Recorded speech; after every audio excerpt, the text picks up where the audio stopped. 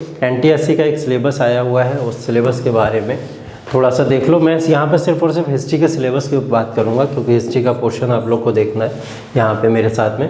तो हिस्ट्री के सिलेबस के अंदर हम लोग ने जो बहुत सारे पोर्शन पे बात भी की थी और बहुत सारे पोर्शन पे जो बचे हुए हैं उन पे भी हम लोग बात करेंगे। जैसे जब वर्ल्ड हिस्ट्री हम लोग पढ़ रहे थे तो वर्ल्ड हिस्ट्री के अंदर हम लोग ने फ्रेंच रिवॉल्यूशन पढ़ा था, ठीक है। 1789 का फ्रेंच रिवॉल्यूशन की बात की थी हम लोग ने उस समय में। तो ये सिलेबस में डिफाइन करके क्लियरली दिया गया है, मेंशन किया है। इंडस्ट्रियल रिवॉल्यूशन ये वही सिलेबस है जो कि एनटीएससी की साइट के ऊपर डिफाइन करके पढ़ा हुआ है। तो ये सिलेबस आप लोग नोट कर लीजिएगा बहुत कायदे से, इन्हीं सिलेबस में से क्वेश्चंस बनने तय हैं, ठीक है। इंडस्ट्रियल रिवॉल्यूशन पढ़ा था हमने, इंडस्ट्रियल रिवॉल्यूशन की भी बात की जाएगी आगे सिलेबस के अंदर, ठीक है। तीसरा पोर्शन मुगल एम्पायर। ये मुगल एम्पायर किस में आता है, कौन सा पोर्शन? एंशिएंट, मेडिवल, मॉडर्न और वर्ल्ड हिस्ट्री। मेडिवल का पोर्शन था, ठीक है। तो मेडिवल हिस्ट्री में हम लोग ने इसकी बात कर ली थी, ये तो हम लोग ने वर्ल्ड हिस्ट्री में बात की थी, ठीक। ब्रिटिश राज की बात करें तो कौन सा पोर्शन था ये? Modern history. मॉडर्न हिस्ट्री की बात की थी, ये इसमें पढ़ा था हमने। मॉडर्न एम्पायर पे आ जाओ तो ये एंशिएंट हिस्ट्री, ठीक है। तो ये एंशिएंट हिस्ट्री की बात की थी। हाँ, गुड इवनिंग बेटा, गुड इवनिंग। हाँ हाँ हाँ, आरो बोलो। सर मेरे को पूछना था सर, एक बार आप इम्पोर्टेंट चैप्टर बता दीजिए सोशल साइंस में। अच्छा, इम्पोर्टेंट चैप्टर्स, ठीक है। इम्पोर्टेंट चैप्टर्स तो भी बात करेंगे हम लोग। अभी पहले सिलेबस थोड़ा सा देख लो, उसके बाद में अभी हम लोग स्ट्रेटेजी बनाएंगे, सब साथ में बैठ के स्ट्रेटेजी बनाएंगे। मैं अकेला कोई स्ट्रेटेजी आपके ऊपर थोपने नहीं वाला हूँ, ठीक है। तो जैसा इजी रहेगा आप लोग के लिए और मेरे लिए भी, दोनों के लिए, और वो एग्ज़ाम में आ जाए, ठीक है। मेन पर्पस हम लोग का एग्ज़ाम में आना है, उस सिलेबस को लाना है। तो वो किस तरीके से आएगा उसके ऊपर अभी थोड़ी सी स्ट्रेटजी भी बनाएंगे। एक बार सिलेबस बस देख लो ध्यान से कि सिलेबस का पोर्शन क्या क्या है। इसमें जो इंपॉर्टेंट सेक्टर्स होंगे वो तो नो डाउट कराएंगे ही कराएंगे हम लोग, है ना। तो वो भी बात करेंगे। इंडियन फ्रीडम स्ट्रगल की बात की थी हम लोग ने, है ना, ये भी हम लोग ने पढ़ा था। 1885 से लेके फॉर्मेशन ऑफ कांग्रेस से लेके फ्रीडम जब हमको मिल गई थी 1947 तक, उसकी बात की थी। मेडिवल आर्किटेक्चर एंड कल्चर, ठीक है।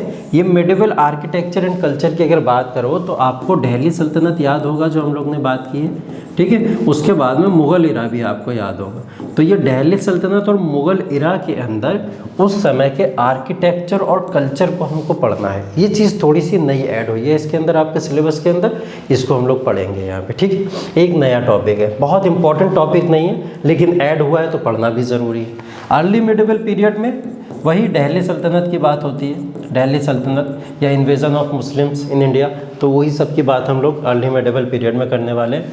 अर्ली स्टेट्स की बात, जो 16 महाजनपद हम लोग ने पढ़े थे, याद होगा आप लोग को, अगर किसी ने एंशिएंट हिस्ट्री में बात की होगी मेरे साथ में, तो 16 महाजनपद भी हम लोग ने यहाँ पे पढ़े थे।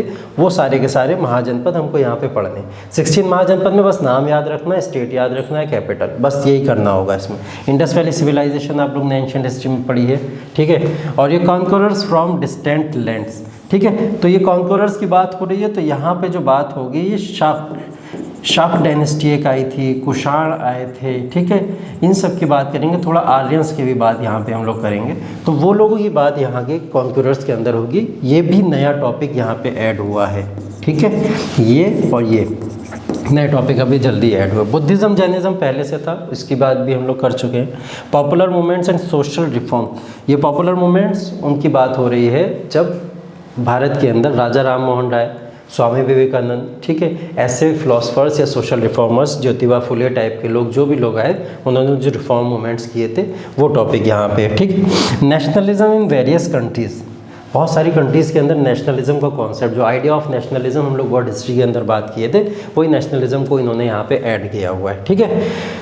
उसके बाद में introduction sources of ancient Indian history, ancient Indian history के इंट्रोडक्शन सोर्सेज को पढ़ना है यहाँ पे। ये एक और नया आपके सिलेबस में ऐड करी गई है चीज़, ठीक है।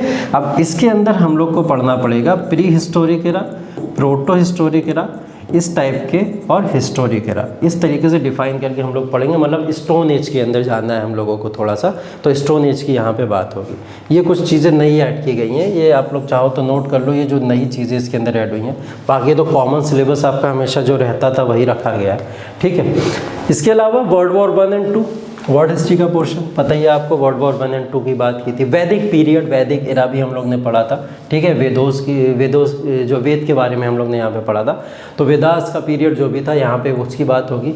New empires and kingdoms, Bharat के अंदर कौन से नए एम्पायर्स और किंगडम्स आए, महाजनपद बने, जनपद बने, उसके बाद में कौन कौन से एम्पायर जैसे गुप्ता एम्पायर वगैरह हम लोग यहाँ पे पढ़ेंगे।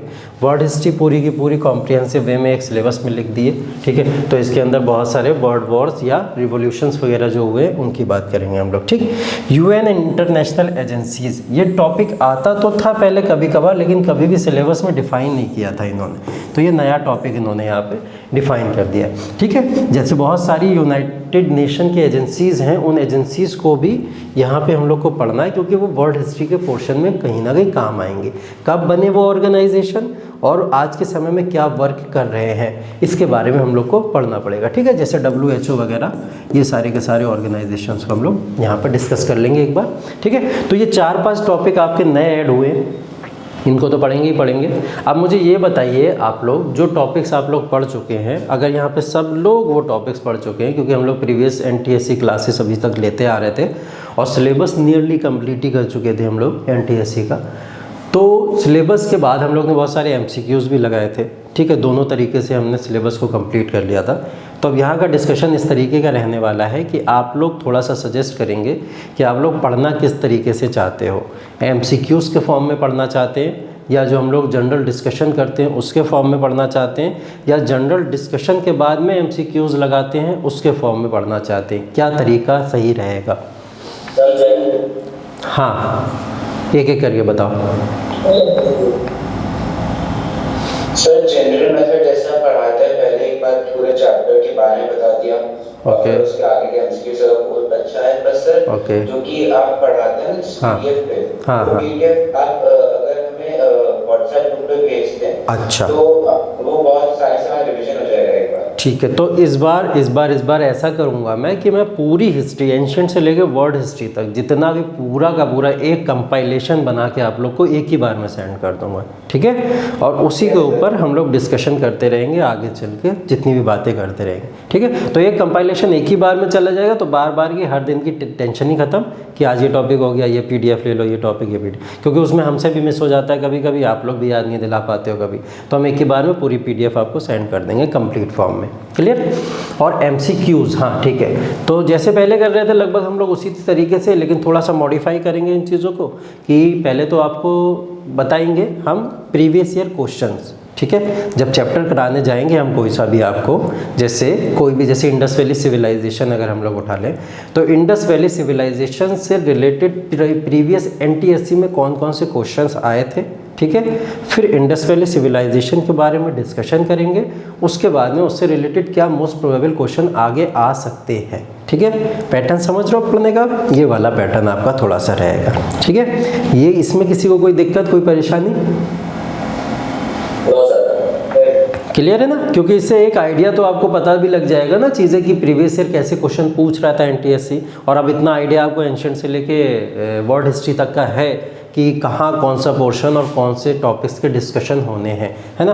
तो पहले हम लोग NTSC के प्रीवियस ईयर क्वेश्चन उससे रिलेटेड देख लिया करेंगे कि कौन से क्वेश्चंस आए, फिर उसमें एक जनरल डिस्कशन कर लिया करेंगे, थोड़ी थ्योरी पढ़ लेंगे, और थ्योरी के बाद में फिर MCQs पे आ जाएंगे, ठीक। टॉपिक्स जितने भी यहाँ पे हैं सारे ही टॉपिक्स की बात करेंगे हम लोग, कोई भी टॉपिक ऐसा नहीं होगा जिसको हम लोग छोड़ते हुए आगे बढ़ेंगे, ठीक है। टॉपिक सब पढ़ेंगे, हाँ जो बहुत इंपॉर्टेंट टॉपिक होगा उस बहुत इंपॉर्टेंट टॉपिक को थोड़ा ज़्यादा समय दे देंगे। जैसा कि अभी 16 को एग्ज़ाम होना था आपका, 1 महीना तो था, 1 महीना, अब लगभग 1 महीना तो अभी आपको मिलेगा ही मिलेगा इसके लिए, 1 महीने से ज़्यादा ही मेरे ख्याल से मिल जाएगा फॉर्म भरने के बाद में।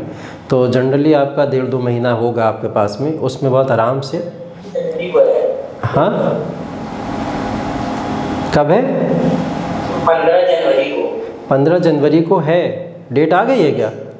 ये सर आ गई है। तो ये तो चेंज हो गई थी ना, ये तो चेंज हो गई थी मेरे ख्याल से। तो चेंज हो गई? हाँ कुछ सुना था। हाँ, एक बार चेक कर लेना, कुछ अपडेट आई है इससे रिलेटेड, मुझे कंफर्म नहीं है, मैं गारंटी से नहीं बोल रहा हूँ, इसीलिए एक बार अपडेट चेक कर लेना। एनटीएससी से रिलेटेड जो डेट आई थी वो क्या वैसे ही है या चेंज हो गई है, वरना चलो 16 भी मान लो, तब भी 1 महीना है आप लोग के पास में अभी, ठीक है। तो इस 1 महीने में हम लोग पूरा सिलेबस आराम से हिस्ट्री का डिस्कस कर सकते हैं, क्योंकि अब हमें इकोनॉमी पढ़नी नहीं है, ठीक। तो इकोनॉमी का पोर्शन हट चुका है आपका, तो सिर्फ हिस्ट्री पढ़नी है। तो हिस्ट्री के लिए 1 महीना मोर देन सफिशिएंट है, जिसमें एंशिएंट से लेकर वर्ल्ड हिस्ट्री तक सब पढ़ लेंगे। हाँ, क्या चीज़? इकोनॉमी? हाँ, इकोनॉमी सिलेबस में नहीं दिया है, हिस्ट्री के सिलेबस में, एसएसटी के सिलेबस में इकोनॉमी नहीं दिया इस बार आपका एनटीएससी ने। अब पता नहीं अपडेट करके सिलेबस दे देंगे तब अलग बात है, डेट को क्यों बढ़ाया इन्होंने, लेकिन अभी तक का जो सिलेबस डिफाइन होकर आया उसमें इकोनॉमी नहीं आया है, ठीक है। तो जो नहीं आया उसको छोड़ते हैं, अभी आएगा तो देखा जाएगा फिलहाल, है। तो अभी जो आया है उसकी बात करेंगे हम लोग, ठीक। तो पहले हिस्ट्री पढ़ लेते हैं, हिस्ट्री के अंदर नॉर्मल वहीं से मॉड्यूल शुरू करेंगे हम लोग, ठीक है। कहाँ से पढ़ना शुरू करोगे? एंशिएंट, मिडिवल, मॉडर्न, क्या पढ़ना पहले, या वर्ल्ड हिस्ट्री? एंशिएंट से शुरू करें, चलो ठीक है, एंशिएंट से ही बात करेंगे, एंशिएंट से ही शुरू करेंगे, ठीक। तो एंशिएंट में कुछ याद रह गया आपको जो पढ़ाई थी बातें? क्या था एंशिएंट में, टॉपिक्स याद हैं किसी को?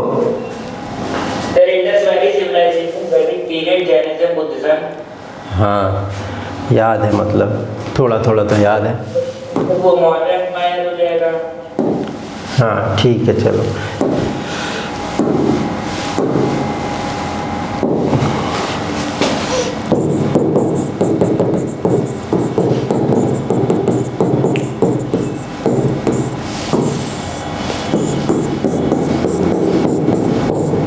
ठीक, एंशिएंट हिस्ट्री की बात करेंगे। अगर एंशिएंट हिस्ट्री से शुरू करेंगे हम लोग अपने टॉपिक को, तो एंशिएंट हिस्ट्री में जो हम लोग नया टॉपिक इसके अंदर जो अभी सिलेबस में भी ऐड हो गया है यहाँ पे, जो नया टॉपिक हम लोग ऐड करने वाले हैं, ठीक है, वो हम लोग करने वाले हैं यहाँ पे प्री हिस्टोरिक एरा, ठीक है।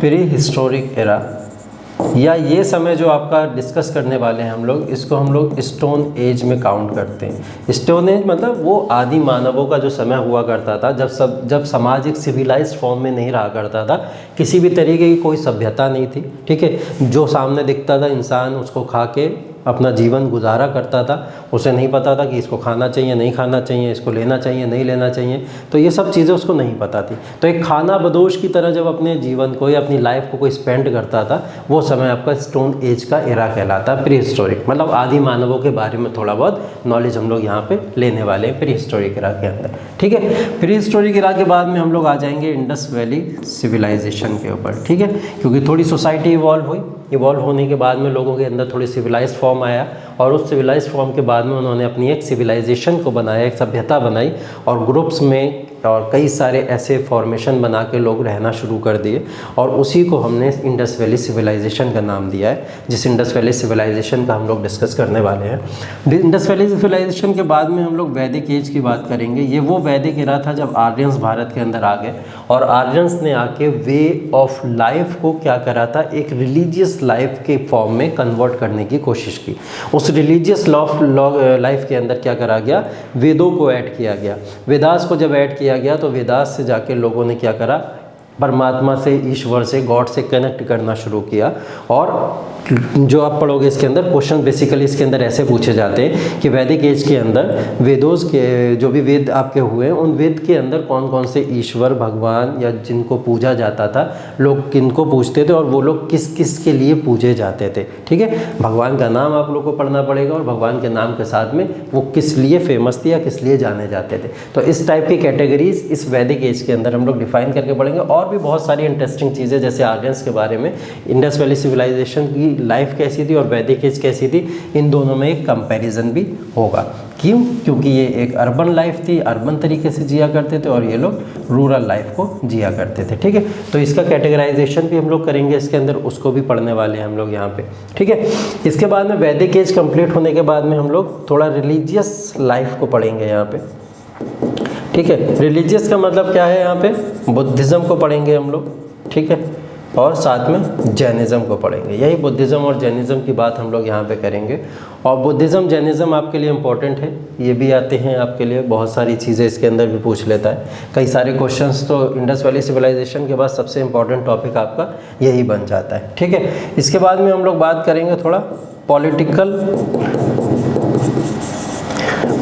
रिफॉर्म्स की, ठीक है। पॉलिटिकल रिफॉर्म्स का मतलब ये है यहाँ पे कि जितने भी अभी तक हम लोग ने टॉपिक्स की बात की, इन टॉपिक्स के अंदर कुछ पॉलिटिकल रिफॉर्म्स बाद में कैसे होना शुरू हुए, मतलब लोग जिस तरीके से इंडस्ट्रियल सिविलाइजेशन में रह रहे हैं, वैदिक एज के अंदर रह रहे हैं, या बुद्धिज़्म जैनिज़्म वाले इरा के अंदर रह रहे हैं, वो लोग उन सिविलाइजेशन या सभ्यताओं को जब डिफ़ाइन करते हैं, उन डिफ़ाइन करने में क्या हुआ, जैसे स्टोन एज थी, स्टोन एज से इंसान आगे बढ़ा तो थोड़ा बहुत कॉपर की तरफ बढ़ा, कॉपर से आगे बढ़ा तो आयरन की तरफ बढ़ा, तब जहाँ जहाँ पे आयरन मिलता चला गया वहाँ वहाँ लोग अपने एम्प्लॉयमेंट के लिए बढ़ते चले गए, ठीक है। तो जहाँ जहाँ एम्प्लॉयमेंट बढ़ता चला गया लोग वहाँ पे ज़्यादा बसते चले गए, तो ये जनपद से महाजनपद बनते चले गए, ठीक है। तो इन्हीं पॉलिटिकल ऑर्गेनाइजेशंस की बात हम लोग करेंगे, वो पॉलिटिकल ऑर्गेनाइजेशन जिसको हम लोग 16 महाजनपद का नाम देते हैं, उन 16 महाजनपद के बारे में हम लोग यहाँ पे बात करेंगे, ठीक है।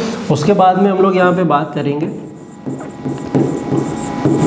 मौर्य डायनेस्टी के बारे में, ठीक है। मौर्य डायनेस्टी अपने आप में एक अलग पूरा टॉपिक है जिसकी हम लोग बात करेंगे। यहाँ चंद्रगुप्त मौर्य से लेके अशोका तक की बात हम लोग यहाँ पे करेंगे, ठीक है। और कुछ लेटर मौर्यंस के बारे में भी बात करेंगे कि मौर्यंस को किस तरीके से हटा के दूसरे वंशज ने आके यहाँ पे कंट्रोल स्थापित कर दिया, ठीक है। मौर्य के बाद में जो सबसे इम्पोर्टेंट है वो है गुप्ता डायनेस्टी, ठीक है। तो गुप्ता डायनेस्टी को भी हम लोग यहाँ पर डिस्कस करेंगे, गुप्ता डायनेस्टी की भी बात करने वाले हैं हम लोग यहाँ पे, ठीक है। तो मौर्य डायनेस्टी और गुप्ता डायनेस्टी दोनों डायनेस्टी यहाँ पे डिस्कस करेंगे हम लोग। उसके बाद में इन दोनों को डिस्कशन करने के बाद में हम लोग यहाँ पे आ जाएंगे कुछ एपिक्स वगैरह पे, ठीक है। एपिक्स क्या होती हैं जानते हो आप लोग, कोई जानता है एपिक्स क्या होती है? हाँ, जैसे महाभारत हो गया, ठीक है, रामायण हो गया, ये सब एपिक्स हैं। इन सब की एपिक्स की बात भी हम लोग करेंगे क्योंकि ये एपिक्स के बारे में थोड़ा पूछ लेता है आपसे, तो इनके बारे में भी बात करेंगे हम लोग, ठीक है। तो एंशिएंट हिस्ट्री का सिलेबस कुछ इस तरीके से डिफाइन है आपका, और इस डिफाइंड सिलेबस के अंदर हम लोग इन टॉपिक्स के ऊपर बात करने वाले हैं, ठीक। प्री हिस्टोरिक इरा है क्योंकि अब आपका इस सिलेबस में नया ऐड हुआ है, तो प्री हिस्टोरिक इरा को समझने के लिए थोड़ा डिटेल में और पुराने टाइम पे हमको जाना पड़ेगा हिस्ट्री को समझने के लिए, ठीक। एंशिएंट हिस्ट्री को पढ़ने के लिए आपको क्या करना पड़ेगा, खुद को उठा के एंशिएंट इतिहास में ले जाना पड़ेगा, ठीक है। मतलब खुद आदि मानव बनना पड़ेगा पहले तो, है, उसी तरीके से फील करना पड़ेगा कि अच्छा अगर हम लोग इनकी जगह होते तो हम लोग क्या कर रहे होते, ठीक। तभी इवोल्यूशन वाला कॉन्सेप्ट आपके अंदर आएगा कि जो इंसान है फिर उस तरीके से किस तरीके से कॉपर को खोज रहा है, फिर किस तरीके से आयरन को खोज रहा है, और कैसे फिर इंस्ट्रूमेंट्स को बना रहा है, ठीक। तो प्रॉपर अपने आप को उठा के वहीं पे रखना पड़ेगा, वही एज हमारी पूरी तरीके से यहाँ पे डिस्कस की जाएगी, ठीक है। और ये जितने भी सारे कॉन्सेप्ट्स हैं, इन सारे कॉन्सेप्ट्स के अंदर सबसे इंटरेस्टिंग चीज़ ये है कि आप अपना जब पास्ट जानना शुरू करते हो और जब आपको अपना पास्ट पता लगता है, तो पास्ट पता लगने का मतलब ये होता है कि आप उससे बहुत ईजिली कनेक्ट कर पाते हो, ठीक है। और जब इजीली कनेक्ट कर पाते हो तो क्वेश्चंस इसके आपके लिए आसान बहुत हो जाएंगे जब आप इसको पढ़ोगे, और हिस्ट्री के क्वेश्चन जब आप लोग लगाओगे। ये अपने आप में एक बहुत इंटरेस्टिंग सब्जेक्ट है इतिहास की, जब हम लोग बात करते हैं इग्नोर कर देते हैं हम लोग। 9 से लेकर 12 तक हमको मतलब ही नहीं होता है कुछ कि हिस्ट्री किस तरीके से पढ़नी, क्या पढ़नी, लेकिन एक बार अगर कायदे से हिस्ट्री को पढ़ लोगे तो हिस्ट्री के आप लोग फ़ैन बन जाओगे, वो इतिहास होता है, ठीक है। अभी क्या होता है NTSC का या कुछ भी ऐसे एग्ज़ाम ओरिएंटेड आप लोग जब पढ़ना शुरू करते हो ना, तो एग्ज़ाम ओरिएंटेड पढ़ते समय सिर्फ हमारा ध्यान वहीं रहता है कि हमको बस एग्ज़ाम को कैसे क्लियर करना है, पास कैसे करना है, सिर्फ उसी पर ध्यान रहता है। हमारा ध्यान और आगे कहीं बढ़ता ही नहीं है कि हम जो पढ़ रहे हैं क्या वो हम समझ पा रहे हैं, इन चीज़ों के ऊपर थोड़ा बहुत फोकस बन रहा है हमारा, नहीं बन रहा है ना।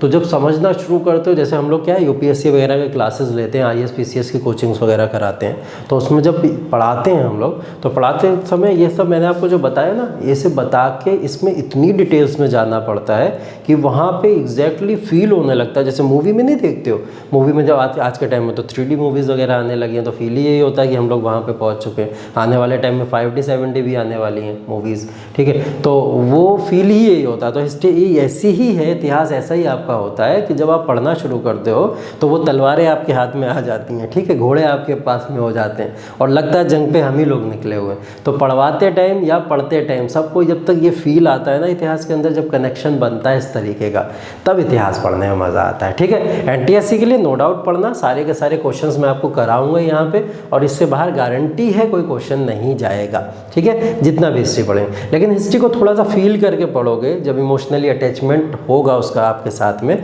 तो उस तरीके से जब इतिहास को पढ़ना शुरू करोगे तो यकीन मानिए कि आप इतिहास इतना ईजी पाओगे और आपके लिए इतना ईजी चीज़ें होंगी, क्योंकि ये सब चीज़ें क्या हैं, वही चीज़ें हैं जो हमारे पूर्वज या हमारे लोग कहीं ना कहीं किसी ज़माने में कर रहे थे और हम लोग इस ज़माने में करने वाले हैं, अभी कर रहे हैं। आगे हम लोग भी एक इतिहास बनेंगे, हम लोग को भी कोई लोग पढ़ रहे होंगे किसी ज़माने में जाके, ठीक है। तो यही सब इतिहास इतना कनेक्टिंग होता है, ठीक है। तो इतिहास को बहुत ध्यान से और कनेक्ट करके जब हम पढ़ते हैं तो हमको एग्जैक्ट मीनिंग समझ आती है कि लाइफ एक्चुअल में है क्या। और लाइफ को अभी अगर आज इस एज में, ये करेक्ट एज है आप लोगों की 9-10 यही समय होता है हम लोग का सीखने का, कि इस समय में अगर आप अपने फ्यूचर को लेकर डिसीजन ले लेते हो ना कि हमको अभी करना क्या है आगे चल के। किसी ने सोचा होगा इंजीनियर बनना है, किसी ने पायलट सोचा होगा, किसी ने डॉक्टर सोचा होगा खुद को, ठीक है। किसी ने सोचा होगा आगे चल के UPSC IAS PCS के एग्ज़ाम क्वालिफाई करना है, डिस्ट्रिक्ट मजिस्ट्रेट बनना है। कहीं भी चले जाओ, कुछ भी करो लाइफ में, लेकिन सोशल साइंस और सोशल स्टडीज़ वो ऐसा ग्राउंड है जिससे आप हमेशा ज़मीनी स्तर पे कनेक्ट ही रहोगे। कुछ भी बन जाओ, डीमोनेटाइजेशन हुआ, नोटबंदी हुई, ठीक है, कौन सा सेक्टर था जिसके ऊपर फ़र्क नहीं पड़ा होगा, ठीक है।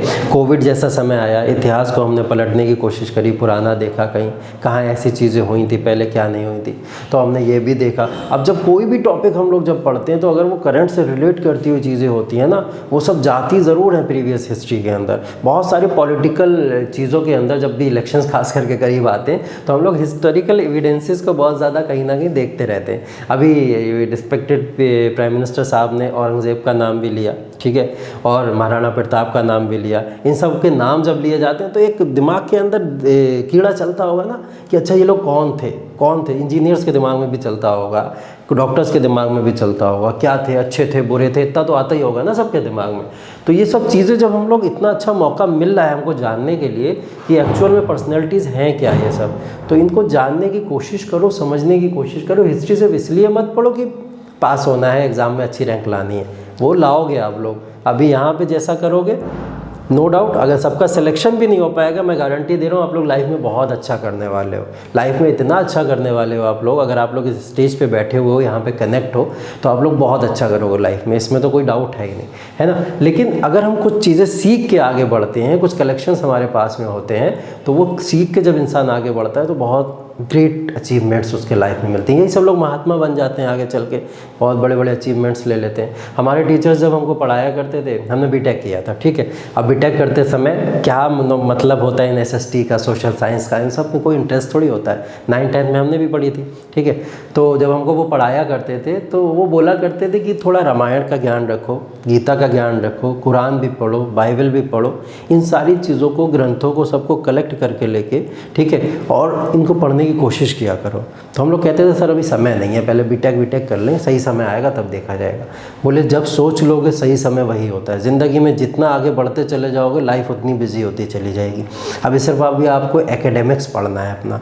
एकेडमिक्स पढ़ने में बहुत उलझने आपको लगती होंगी, क्या क्या करें, क्या क्या पढ़ें।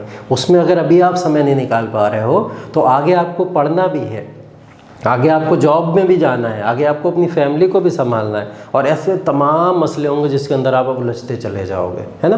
तो आगे जाके तो और मुश्किल हो जाएगा। तो सही समय वही होता है जब हम लोग समझ लें।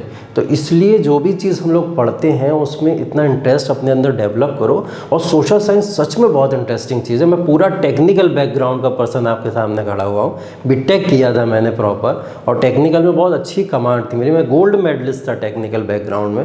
उसके बाद में मैंने जब सोशल साइंस की तरफ देखा तो मैंने फिर डबल मास्टर्स किया सोशल साइंस के अंदर, ठीक है। क्यों? क्योंकि मेरे को इतना इंटरेस्ट जागा इस फील्ड के अंदर, और ये है इंटरेस्टिंग फील्ड। उसके बाद में उन सब में भी सबसे ज़्यादा इंटरेस्ट किस में जाएगा? हिस्ट्री में, क्योंकि हिस्ट्री जो होती है आपको ज़मीनी स्तर से कनेक्ट करके रखती है हमेशा। कभी भी आपके अंदर वो सब ईगो वाला, एटीट्यूड वाला, ये सब कुछ आएगा ही नहीं। इतना नॉर्मल और यूनिक रहोगे आप लाइफ के अंदर, इतना सिंपल रहोगे अगर आप इतिहास पढ़ लेते हो, ठीक है। तो इन चीज़ों को जब भी हम लोग पढ़ेंगे, खास करके हिस्ट्री की बात ही नहीं कर रहा मैं अभी, आप SST में और भी सब्जेक्ट, सिविक्स पढ़ते हो, ज्योग्राफी पढ़ते हो, अपने वर्ड को जानते हो, अपने यहाँ के कॉन्स्टिट्यूशन को जानते हो, अपने राइट्स के बारे में जानते हो।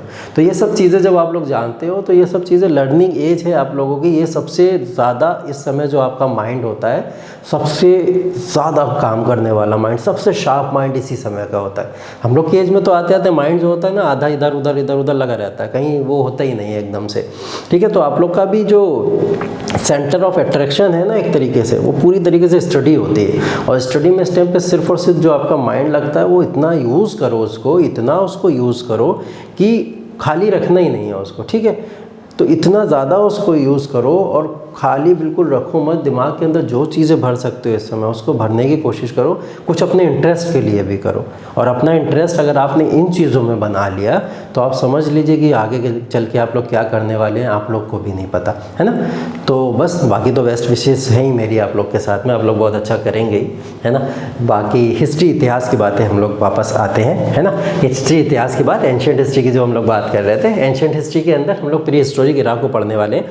और प्री हिस्टोरिक इरा के अंदर स्टोन एज की बात करेंगे, जब मादी मानव या खानाबदोश टाइप के लोग यहाँ पे रहा करते थे, ठीक है। तो इन सब बातों को याद रखते हुए इन सबको क्या करेंगे हम लोग कल से मेरे ख्याल से डिस्कशन करना स्टार्ट करेंगे टॉपिक वाइज, प्रॉपर टॉपिक को, क्योंकि आज एनटीएससी के क्वेश्चंस तो मैं लेके आया नहीं हूँ प्रीवियस ईयर के, न एमसीक्यूज़ हैं। अब प्री हिस्टोरी ख़त्म करके ये दोनों चीज़ें भी साथ में लेके चलनी है, तो तीनों को एक ही क्लास के अंदर निपटाने की कोशिश करेंगे हम लोग, है ना। तो प्री हिस्टोरी इरा को कल करेंगे हम लोग स्टार्ट, जिसके अंदर एनटीएससी का भी मैं बताऊँगा आपको, प्रीवियस ईयर अगर कुछ आया है इससे रिलेटेड या आने की संभावनाएँ क्या हैं इससे रिलेटेड, उसके बाद में एमसीक्यूज़ के साथ में इसको टॉपिक को कवर करते हुए हम लोग चलेंगे, ठीक है। यहाँ तक किसी को कोई आपत्ति, कोई दिक्कत, कोई प्रॉब्लम, किसी तरीके की कोई समस्या, तो आप लोग बात कर सकते हो मेरे से। यस, बैटल ऑफ हल्दीघाटी के बारे में बताइए। बैटल ऑफ हल्दीघाटी के बारे में आया था क्या क्वेश्चन इस बार? नहीं सर, कुछ जानना है एक्स्ट्रा। अच्छा, एक्स्ट्रा जानना चाहते हो हल्दी घाटी के बारे में, ठीक है। तो हल्दी घाटी के बारे में आप जानना चाहते हैं। हल्दी घाटी जो आपका क्वेश्चन बनता है मेडिवल हिस्ट्री का क्वेश्चन है, ठीक है। मेडिवल हिस्ट्री के अंदर अकबर के इरा के अंदर ये सारी की सारी आप लोग पढ़ोगे, इसके बारे में जानोगे, ठीक है। हल्दी घाटी पड़ता कहाँ है पता है आपको? राजस्थान में। राजस्थान में। और कोई? अभी भैया भी आ रहे हैं। हाँ, और कोई?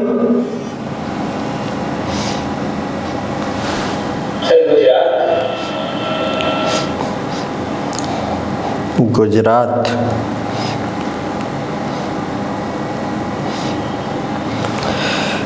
अच्छा, और कोई है भाई?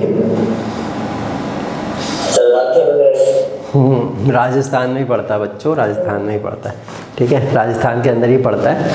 हल्दी घाटी की बात हो रही, जब देखो हल्दी घाटी की बात हो रही, अकबर के इरा की जब भी बात होगी तो अकबर के इरा से समझ जाया करो कि बात उसी समय की हो रही है जिस समय में, जैसे ये देखो अकबर के टाइम की खास बात ये रही है कुछ कि राजस्थान या राजपूतों से इनके संबंध बहुत अच्छे रहते थे, ठीक है। राजस्थान या राजपूत वगैरह से संबंध अच्छे रहते थे, तो इनके बैटल वॉर वगैरह जो भी हैं आसपास के एरिया के अंदर ही, मेवाड़, राजस्थान, चित्तौड़, ये सब इसी के अंदर ही पोर्शन है, इसी में आते थे, ठीक है। तो हल्दी घाटी कहाँ पड़ता है? राजस्थान के अंदर पड़ता है। और जब राजस्थान के अंदर पड़ता है तो हमको ये याद होना चाहिए कि हल्दी घाटी की जब हम लोग बात करते हैं तो ये अकबर के एरा की बात है। अकबर के एरा के अंदर उनके साथ में जो इधर से रूल कर रहा था, किनके ऊपर? राजपूतों के ऊपर, वो महाराणा प्रताप की बात होती है हमेशा, ठीक है। तो महाराणा प्रताप की जब बात होती है, इधर से महाराणा प्रताप राजपूतों को लीड कर रहे हैं, उधर से अकबर लीड कर रहा है मुग़ल सेना को, ठीक है। तो इन दोनों के अंदर एक बैटल शुरू हो जाता है। बैटल शुरू होता है किस वजह से? बैटल शुरू होता है, मुग़ल जो होते हैं पूरे भारत पे कंट्रोल इस्टेब्लिश करने के लिए आगे बढ़ते हैं। और भारत पे कंट्रोल करना मुग़लों का सपना था कि नॉर्थ से लेकर साउथ तक पूरे भारत पे कंट्रोल हमारा होना चाहिए, कोई भी इंडिपेंडेंट पावर बचनी नहीं चाहिए। राजस्थान ने अपने आप को इंडिपेंडेंट करके रखा हुआ था, ठीक है। राजपूतों का एरिया था तो राजपूतों ने अपने आप को इंडिपेंडेंट करके रखा हुआ था। आगे चल के मराठा ने भी ये काम किया, मराठा ने पूरा महाराष्ट्र जिसको कहते हैं उन्होंने भी अपने आप को इंडिपेंडेंट करके रखा, ठीक।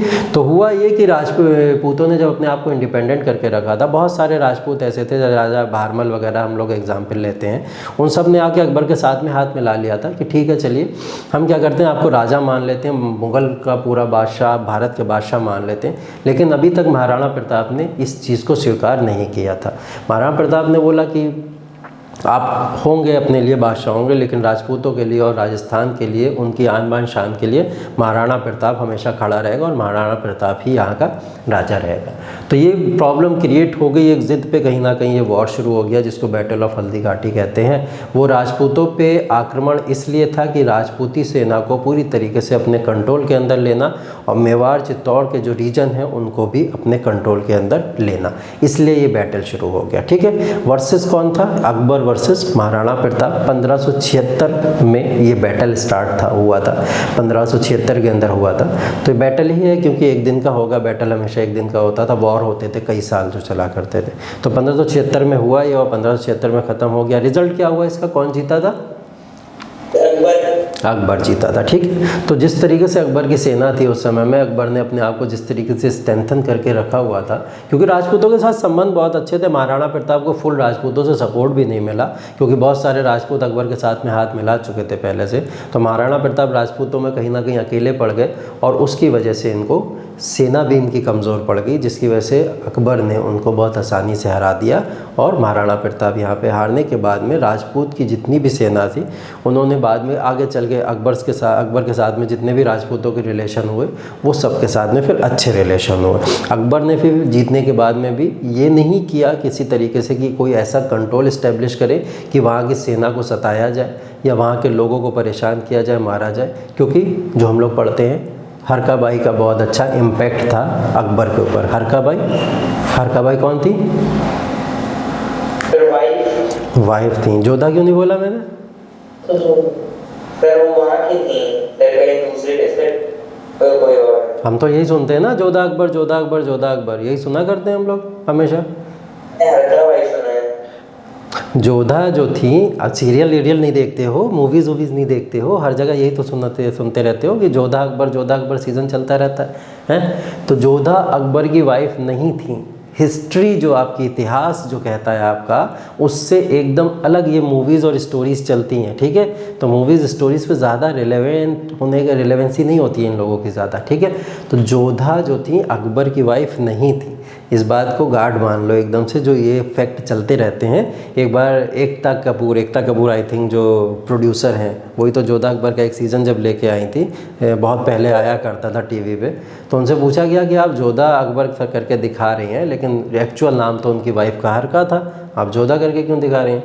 तो उन्होंने कहा अगर मैंने हरका और अकबर कर दिया सीज़न का नाम तो मेरा सीरियल चलना बंद हो जाएगा, क्योंकि लोग इसी स्टीरियोटाइप में जीते हैं कि जोधा अकबर की वाइफ थी, इसी चीज़ में जीते। अगर मैंने चेंज कर दिया तो लोग देखना बंद कर देंगे, तो यही वाला चीज़ होती। तो उन्हें तो अपना सीज़न चलाना था। ठीक है, हम लोग को क्या सही इतिहास जानना है, गलत इतिहास से दूर हटना है, सही इतिहास जानना है। हरका जो थी वो अकबर की वाइफ थी, जोधा अकबर की वाइफ नहीं थी। बस हिस्ट्री ने, इतिहास ने ऐसी बातें उड़ गई तो वो चलती चली आ रही हैं। ठीक, इसलिए मैंने यहाँ पे हरका नाम बोला। ठीक, तो हरका क्या थी? राजपूत थी, और राजपूत होने की वजह से इम्पैक्ट राजपूतों के ऊपर अकबर का बहुत अच्छा था, बहुत पॉजिटिव था, इसलिए सभी राजपूतों ने उनके साथ में फ्रेंडली नेचर को अपनाया था और फ्रेंडली सारे के सारे रिलेशंस उनके साथ में उनके रहे।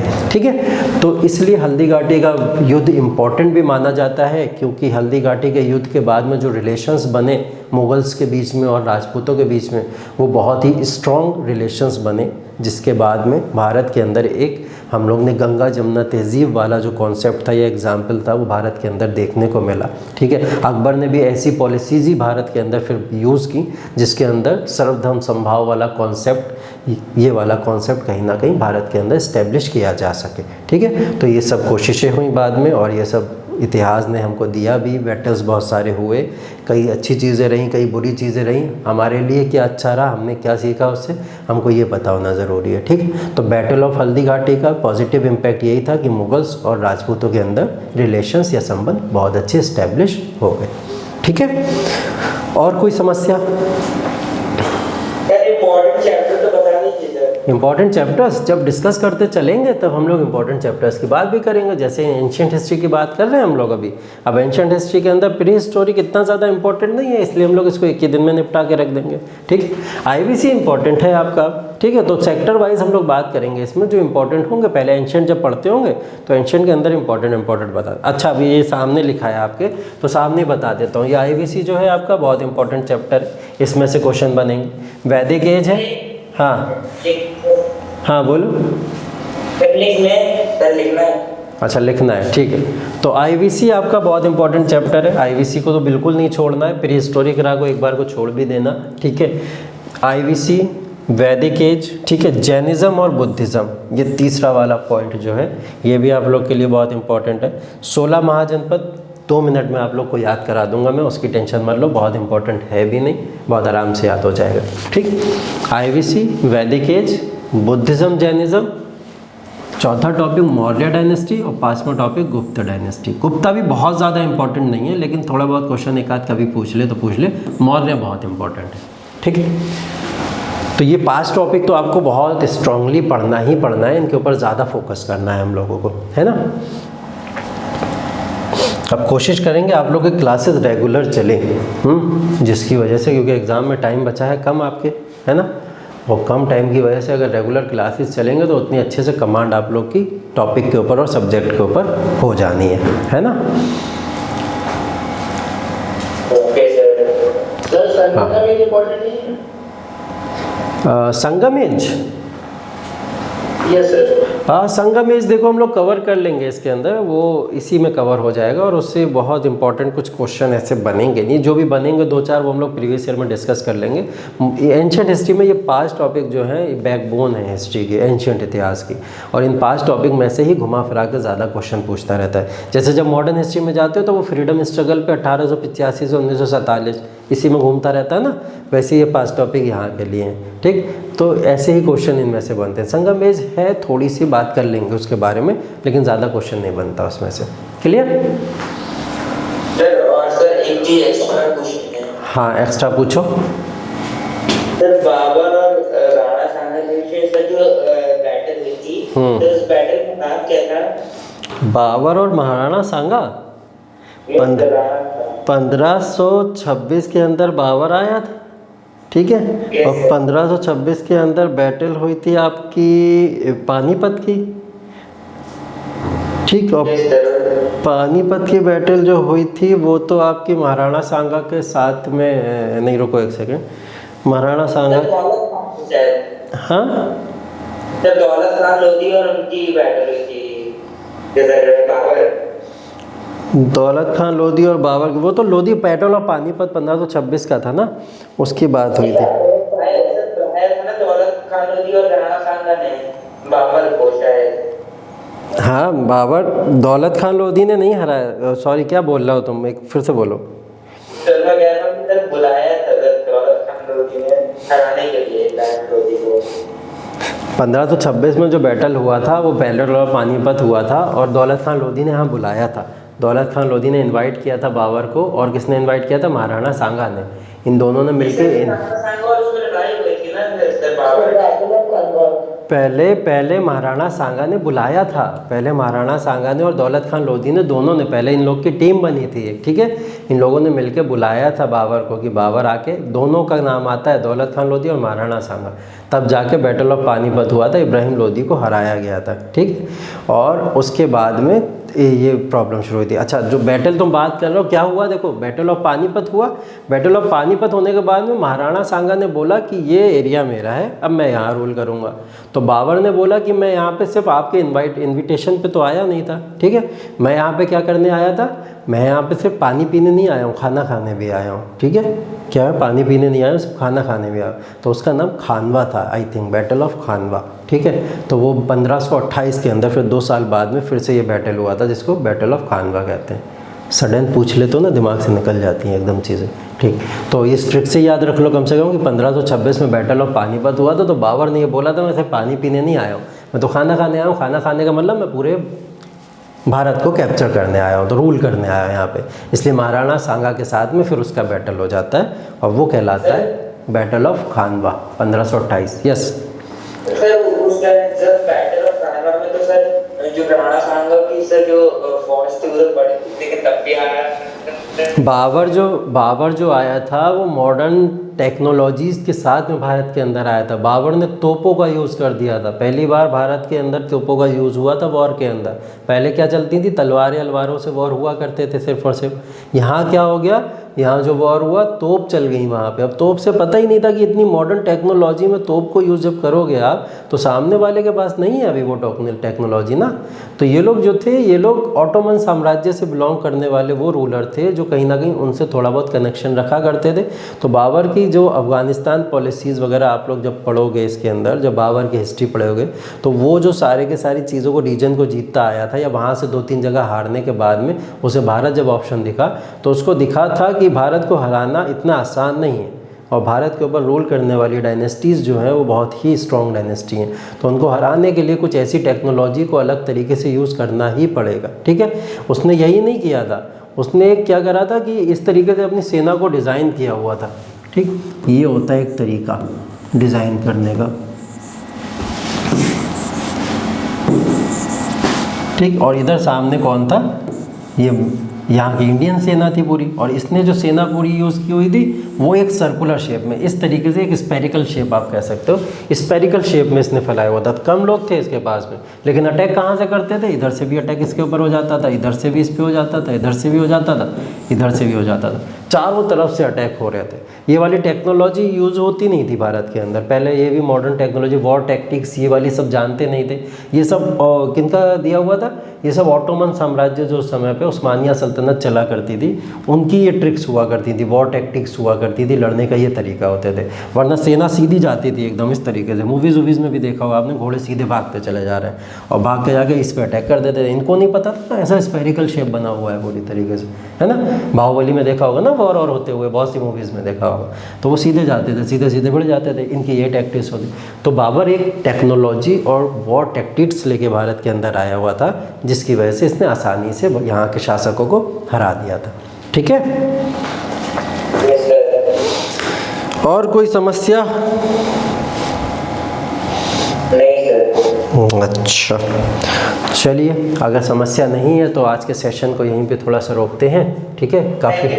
काफ़ी इंटरेस्टिंग लेक्चर रहा आप लोग का आज का, ठीक है। काफ़ी सारी चीज़ें आप लोग को सीखने को मिली हैं, और आगे ऐसे चीज़ों को सीखते रहिए, ठीक, और लर्न करते रहिए, चीज़ों को सीखते रहिए। सिर्फ रटने की कोशिश नहीं करनी है, याद करने की और समझने की कोशिश करनी है, ठीक है। Thank you so much, see you in the next class.